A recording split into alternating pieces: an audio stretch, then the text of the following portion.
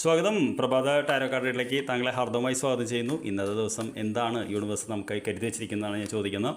ആദ്യത്തെ കാർഡ് നമ്മുടെ current situation, രണ്ടാമത്തെ കാർഡ് ഇന്നത്തെ നമ്മുടെ കറണ്ട് ഗൈഡൻസ്, മൂന്നാമത്തെ കാർഡ് എന്ത് ഔട്ട്കം നമുക്കിന്ന് പ്രതീക്ഷിക്കാം എന്നുള്ളതാണ്.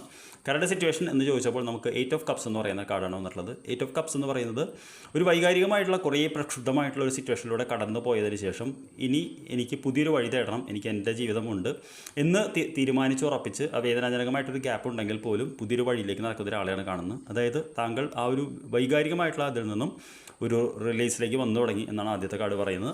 രണ്ടാമത്തെ കാർഡ് എന്താണ് ഗൈഡൻസ് ചോദിച്ചപ്പോൾ ഇനി ജീവിതത്തിൽ ഇങ്ങനെ മുന്നോട്ട് പോകണമെന്നാണ് പറയുന്നത്. ക്വീൻ ഓഫ് സോർട്സ് എന്ന് പറയുന്നത് നമുക്കറിയാം. ക്വീൻ എന്ന് പറയുന്നത് വളരെ പവർഫുൾ ആയിട്ടുള്ള കാർഡാണ്, രാജ്ഞിയാണ്. സോഡ് എന്ന് പറയുന്നത് ബുദ്ധിയുടെ കാർഡാണ്. അപ്പോൾ ഇനിയുള്ള ജീവിതത്തിൽ വളരെ ബുദ്ധി ഉപയോഗിച്ച് ജീവിക്കണം എന്നാണ് പറയുന്നത്. നമുക്കൊരുപാട് ഇത് നേടാനുണ്ട്.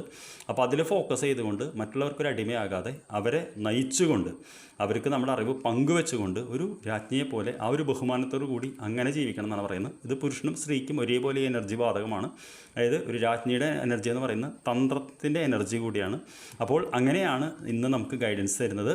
എന്താണ് നമുക്ക് ഔട്ട്കം ഫോക്കസ് ചെയ്യേണ്ടതെന്ന് ചോദിച്ചപ്പോൾ എംപറർ എന്ന് പറയുന്നതിലേക്കാണ്. ഘടനയും സ്ട്രക്ചറോടും കൂടി നമ്മുടെ മേഖലയിൽ ഭരിക്കുന്ന ഒരിതാണ് കാണുന്നത്. അപ്പോൾ എംപറർ എന്ന് പറയുന്ന ഒരു ഫാദറിൻ്റെ എനർജി എന്ന് കൂടി അർത്ഥമുണ്ട്.